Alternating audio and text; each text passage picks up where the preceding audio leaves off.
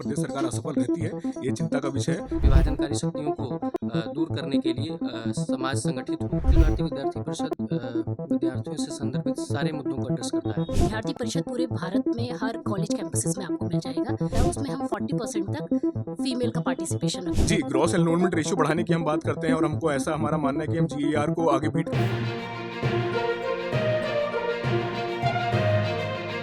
इस समय हम एबीवीपी के केसरबाग स्थित प्रांत कार्यालय पे आए हुए हैं। यहाँ पे आज एक जरूरी विषय पे प्रेस वार्ता हुई है, तो हम यहाँ पे यहाँ के वरिष्ठ पदाधिकारियों से बात करने की कोशिश करेंगे और जानेंगे कि यह प्रेस वार्ता किस संदर्भ में हुई है।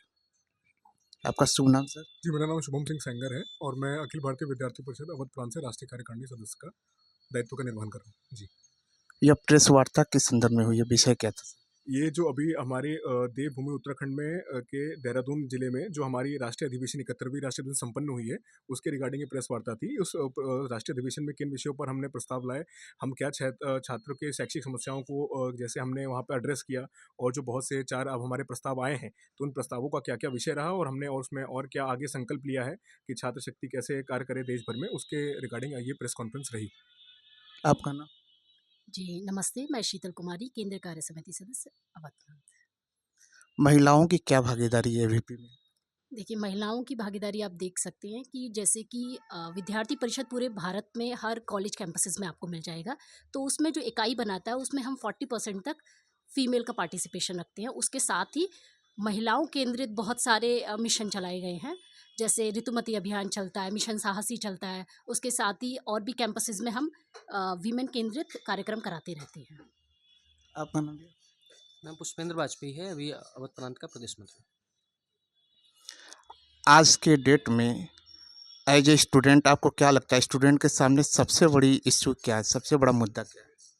अखिल भारतीय विद्यार्थी परिषद विद्यार्थियों से संदर्भित सारे मुद्दों को एड्रेस करता है और आज छात्र शक्ति को राष्ट्र शक्ति बनाने का अखिल भारतीय विद्यार्थी परिषद एक अपनी स्थापना काल से ही बड़ी मुहिम लेकर काम कर रही है और विद्यार्थी प्रत्येक क्षेत्र के अंदर नेतृत्व करता हुआ दिखाई दे और जो राष्ट्र के पुनर्निर्माण की संकल्पना हमने ली है उसमें विद्यार्थियों की महत्वपूर्ण भूमिका हो।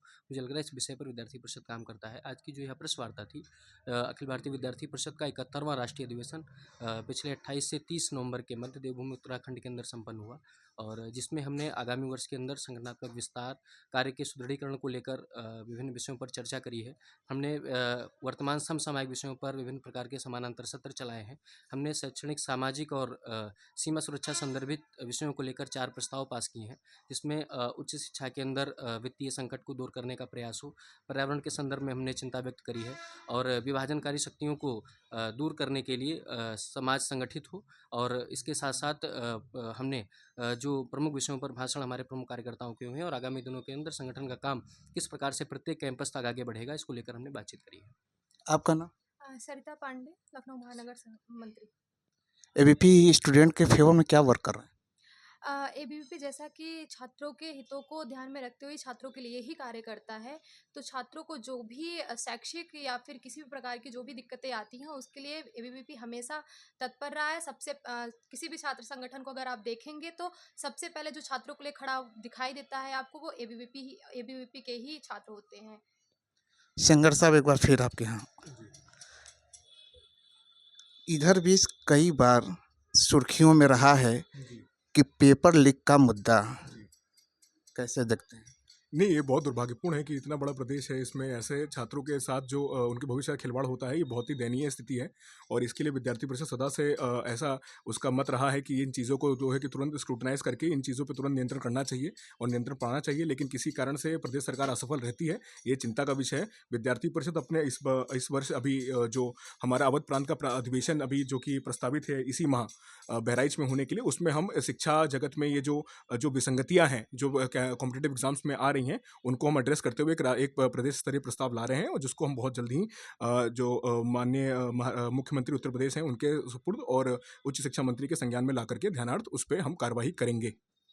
एनईपी नेशनल एजुकेशन पॉलिसी 2020 आज के परिदृश्य में स्टूडेंट के फेवर में कहाँ तक काम कर?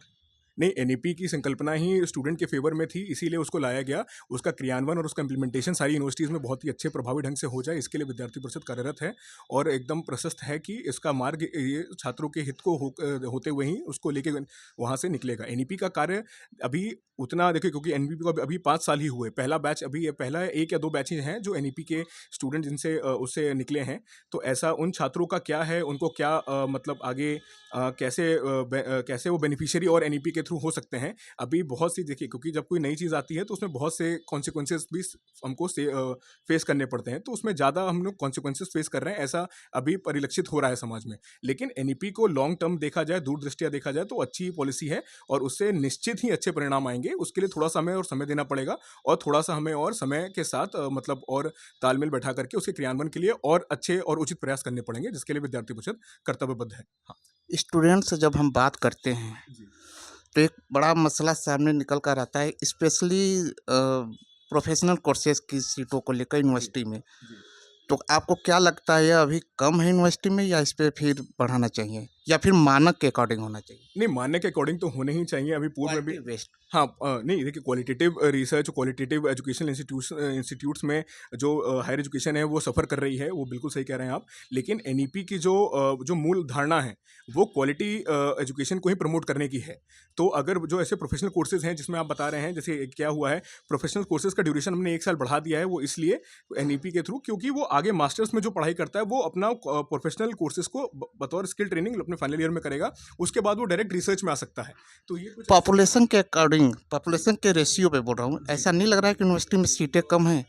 जी, ग्रॉस एनरोलमेंट रेशियो बढ़ाने की हम बात करते हैं और हमको ऐसा हमारा मानना है कि हम जीईआर को आगे बीट करेंगे और अमेरिका को भी, ऐसे जो बहुत ही विकसित देश है, उसको भी हम पीछे करेंगे। तो उसके लिए हाँ, सीट्स का मतलब वो जो दायरा है वो कम है, लेकिन अभी उसके लिए भी कि सीट का आवंटन हो और उन यूनिवर्सिटीज़ को प्रॉपर फंडिंग मिले। क्योंकि यूनिवर्सिटीज़ बोलती हैं हमारे पास फंड नहीं है साहब, और जब हम फंड की बात करते हैं तो जो फंडिंग एजेंसीज़ हैं वो बोलते हैं कि हमारे पास अच्छा बजट एलोकेशन नहीं है सरकारों से। तो वो एक बहुत ही कॉम्प्लेक्स और जटिल प्रक्रिया है। उसको देखते हुए विद्यार्थी परिषद इन चीज़ों पर अपना मत अभी अभी आगे मतलब हम लोग इस पे कार्य कर रहे हैं और कार्रवाई करेंगे। हम थोड़ा लंबा खींच रहे हैं क्योंकि आप स्टूडेंट हैं, जी। स्टूडेंट के इश्यू पे बात करना थोड़ा सा वो जी, लगता है। जी, जी। हिंदी मीडियम का भविष्य कहाँ तक दिखते हैं? नहीं, हिंदी को तो देखिए, वो शेड्यूल में एक शेड्यूल के तहत वो एक भारत की बहुत ही प्रमुख बोली जाने वाली और बहुत अच्छी वो। मैं मेरा सवाल यह है जी। कि यूपीएससी में, कैट हाँ, में, हाँ, एम्स में, हाँ, आईआईटी में, हाँ, हर प्रोफेशनल जगह पे, ठीक है। जॉब में हिंदी मीडियम की हाँ। फ्यूचर क्या है? नहीं, हिंदी मीडियम का फ्यूचर अब आज ही नहीं, पहले भी अच्छा था, आगे आज भी अच्छा है और आगे भी अच्छा ही रहेगा। वो देखिए, मातृभाषा के रूप में उसे लोग पहचानते हैं, वो बतौर वो उसपे वो भी एक अलग डिबेट का इश्यू है कि वो मातृभाषा है कि नहीं, राष्ट्रीय भाषा है कि नहीं। लेकिन हिंदी का हमेशा से भविष्य अच्छा रहा है। आज भी जो लोग बाय एंड लार्ज जो आज समाज में अच्छी सेवाएँ दे रहे हैं, वो कभी हिंदी मीडियम से ही रहे हैं और आज भी जो आगे अच्छी सेवाएँ देंगे, वो भी मेरा पूरा विश्वास है कि हिंदी मीडियम से निकलने वाले छात्र ज़्यादा मेहनत करके और अच्छे से देंगे। ऐसा नहीं है, विद्यार्थी मतलब किसी भी भाषा का किसी की शिक्षा से वो नहीं होता है। इसीलिए अब आज विद्यार्थी परिषद भाषाओं से आग करके आगे क्षेत्रीय भाषाओं की तरफ भी बढ़ रही है।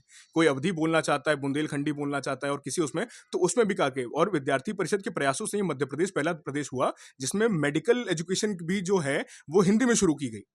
तो इन सब चीज़ों को हमको वो करते हुए। उसका विरोध भी हुआ कि डॉक्टर्स जो है हाँ। हिंदी की जो है टर्म्स में काम नहीं कर रहे हैं, पढ़ने में प्रॉब्लम हो रही, जो स्टूडेंट है तो पुनः इंग्लिश की तरफ वह भाग रहे हैं। नहीं, ऐसा ऐसा आप मेरे आपको लगता है ये इजी वे में है नहीं, टर्मिनोलॉजी के आप सेंस भी में? देखिए, आप भी पत्रकार हैं, आप मुझे ऐसा कोई विषय बता दीजिए जिस पे कभी विरोध ना हुआ हो। कोई भी अच्छी चीज़ होती है तो उसका विरोध हमेशा किया जाता है। फ्यूचर बताइए ना। नहीं, फ्यूचर है ना, फ्यूचर अच्छा है, बिल्कुल है। देखिए, आज जो शुरुआत की गई है उससे बहुत से ऐसे छात्र होंगे जो इंग्लिश नहीं पढ़ पाते हैं, जो यूपी बोर्ड से, स्टेट बोर्ड से होते हैं।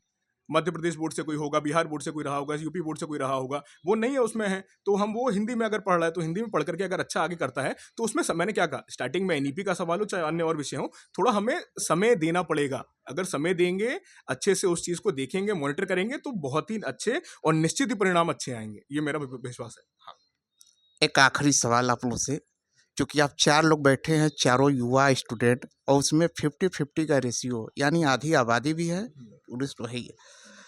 अभी कल आधिकारिक तौर पे नाम आया है तो संभव है कि पंकज चौधरी जी बीजेपी के प्रदेश अध्यक्ष होंगे, तो आधी आबादी का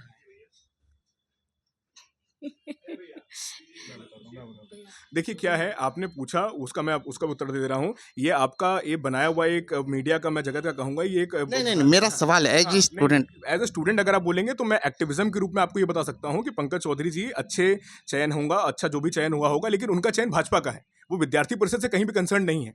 विद्यार्थी परिषद का भाजपा से कोई लेना देना नहीं है। समवैचारिक होने के नाते हम कभी कभी उनसे राष्ट्रवाद के मुद्दों पर कभी भी उनसे साथ ले सकते हैं, उनका वो कर सकते हैं, लेकिन ऐसा नहीं है। हम भाजपा के किसी भी सवाल पे, आपने बोला क्योंकि आपने पूछा तो हमने जवाब दे दिया, लेकिन इसका कोई हमसे तात्पर्य नहीं है, कोई हमारा वो नहीं। आखिरी में स्टूडेंट को कोई मैसेज यूथ को? हाँ, विद्यार्थी परिषद को एक अगर भाषा एक लाइन में कहा जाएगा तो विद्यार्थी परिषद को आज का छात्र यूँ समझे कि एक आंदोलन देश के लिए। तो विद्यार्थी परिषद हमेशा छात्रों के कार्य के लिए हमेशा 9 जुलाई 1949 से लेकर आज तक छात्र हित और राष्ट्र हित में अग्रसर रही है और हमेशा रहेगी। और विद्यार्थी परिषद ने अपने ज्ञानशील एकता के मूल मंत्र को स्थापित करते हुए समाज में कार्य किया है, छात्रों के बीच कार्य किया, वो आज परिलक्षित हो रहा है और आगे भी होता रहेगा। तो छात्रों को भरोसा बनाए रखना है और अपने अच्छा बेस्ट देना है, और विद्यार्थी परिषद हर कदम पर उनके साथ है। सिंगर साहब, आप सारे लोगों ने बहुत अच्छे तरीके से बात की। उम्मीद है कि स्टूडेंट तक आपकी बातें जाएंगी, यूथ इससे सबक लेंगे। हम आपके फ्यूचर के लिए शुभकामनाएं देते हैं। हमसे बात करने के लिए बहुत बहुत धन्यवाद। आपने देखा कि एबीपी की ये जो बैठक हुई है, इसमें इनके पदाधिकारी हैं और इन्होंने सारे मुद्दों पे खुलकर अपनी बातें कही। उम्मीद है कि युवाओं तक सकारात्मक मैसेज जाएगा। दैनिक भास्कर के लिए रोशन मिश्रा, लखनऊ। राजनीति हो या क्रिकेट, देश विदेश की ब्रेकिंग हो या आपके मोहल्ले की बड़ी खबर, सब मिलेगा एक ही ऐप में, सबसे तेज और भरोसेमंद। अभी डाउनलोड करें दैनिक भास्कर डिजिटल।